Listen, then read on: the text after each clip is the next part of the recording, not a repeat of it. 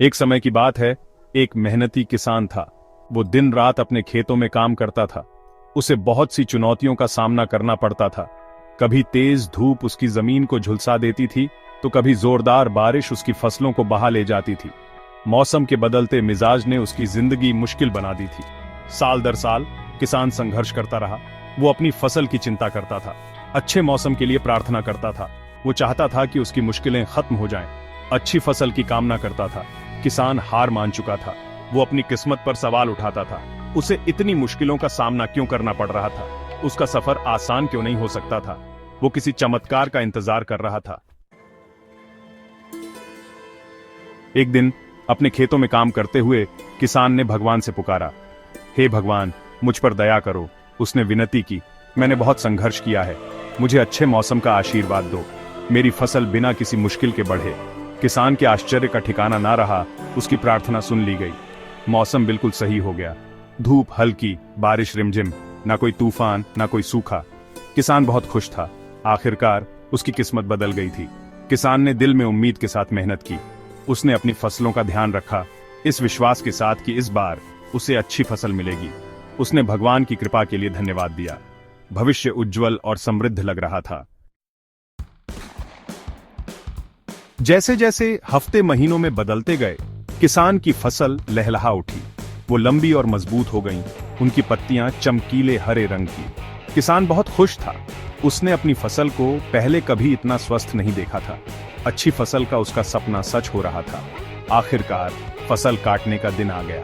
लेकिन जैसे ही किसान अपनी फसल इकट्ठा करने लगा, उसने कुछ अजीब देखा। फसलें बाहर से तो बिल्कुल सही थीं, लेकिन अंदर से खोखली थीं। उनमें वो दम और पोषण नहीं था जो चुनौतियों का सामना करने से मिलता है। किसान को अपनी आंखों पर यकीन नहीं हो रहा था। उसने इतनी मेहनत की थी और फिर भी उसकी फसल बेकार थी। उसने आराम की प्रार्थना की थी और उसे खालीपन मिला। किसान बहुत निराश था। उसे समझ नहीं आ रहा था कि क्या गलत हो गया था। परेशान और दुखी किसान ने फिर से भगवान की ओर रुख किया। क्यों भगवान, क्यों? वो रोया। मैंने अच्छे मौसम के लिए प्रार्थना की और आपने मेरी इच्छा पूरी की। फिर भी मेरी फसल खोखली है, बिना किसी मूल्य के।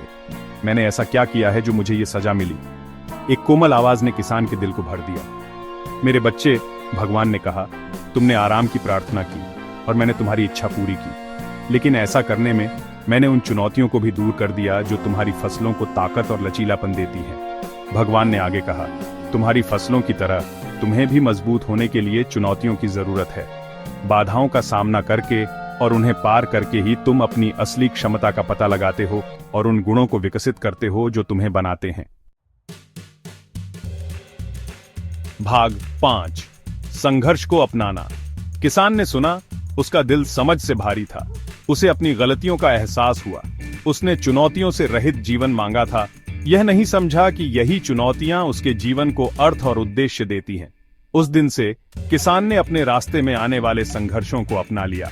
वो जानता था कि हर बाधा, हर मुश्किल विकास का अवसर है। उसने तेज धूप और बारिश का सामना नए दृढ़ संकल्प के साथ किया, ये समझते हुए कि ये सब एक बड़ी योजना का हिस्सा है।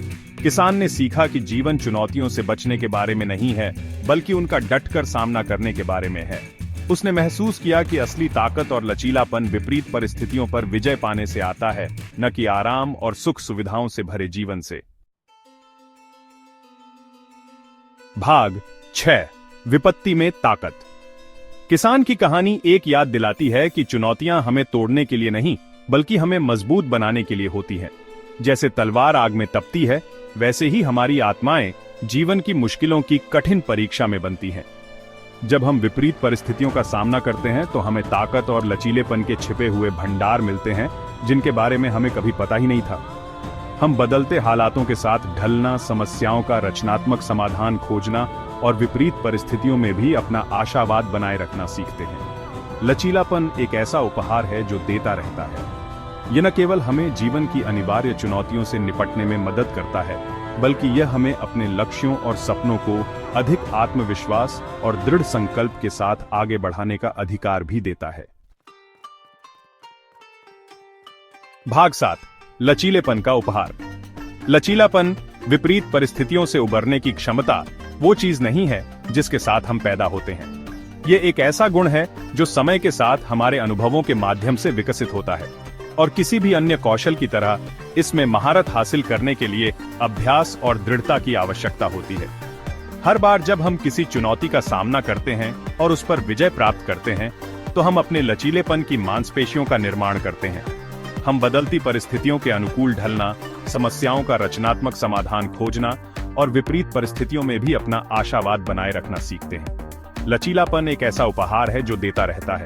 यह न केवल हमें जीवन की अनिवार्य चुनौतियों से निपटने में मदद करता है, बल्कि यह हमें अपने लक्ष्यों और सपनों को अधिक आत्मविश्वास और दृढ़ संकल्प के साथ आगे बढ़ाने का अधिकार भी देता है। भाग 8, विकास का जीवन। जीवन एक यात्रा है, मंजिल नहीं, और किसी भी यात्रा की तरह इसमें उतार चढ़ाव, मोड़ और घुमाव आएंगे। लेकिन इन चुनौतियों के माध्यम से ही हम बढ़ते हैं, सीखते हैं और खुद का सबसे अच्छा संस्करण बनते हैं। इसलिए अपने रास्ते में आने वाले संघर्षों को अपनाएं, उनसे दूर न भागें और न ही उनसे बचने की कोशिश करें। इसके बजाय उनका डटकर सामना करें, ये जानते हुए कि वे आपके विकास और विकास का एक अभिन्न अंग हैं। याद रखें, जीवन का सबसे बड़ा इनाम अक्सर हमारी सबसे बड़ी चुनौतियों के दूसरी तरफ मिलता है। विपरीत परिस्थितियों पर विजय पाकर ही हम अपनी असली क्षमता का पता लगाते हैं और अर्थ और उद्देश्य से भरा जीवन जीते हैं। भाग 9, चुनौतियों में अर्थ खोजना। किसान की कहानी हमें सिखाती है कि सच्ची संतुष्टि आराम और सुख सुविधाओं से भरे जीवन से नहीं, बल्कि अर्थ और उद्देश्य से भरे जीवन से मिलती है। और अक्सर चुनौतियों का सामना करके और उन पर विजय पाकर ही हम उस अर्थ और उद्देश्य की खोज करते हैं। इसलिए अगली बार जब आप किसी चुनौती का सामना करें तो किसान और उसकी खोखली फसलों को याद करें। याद रखें कि विपरीत परिस्थितियों का सामना करके और उन पर विजय पाकर ही हम बढ़ते हैं, सीखते हैं और खुद का सबसे अच्छा संस्करण बनते हैं। संघर्ष को अपनाएं, चुनौती में अर्थ खोजें और अपने सपनों को कभी न छोड़ें, क्योंकि अपने सपनों की खोज में जीवन के उतार चढ़ाव के माध्यम से हम वास्तव में यह पता लगाते हैं कि हम कौन बनना चाहते हैं।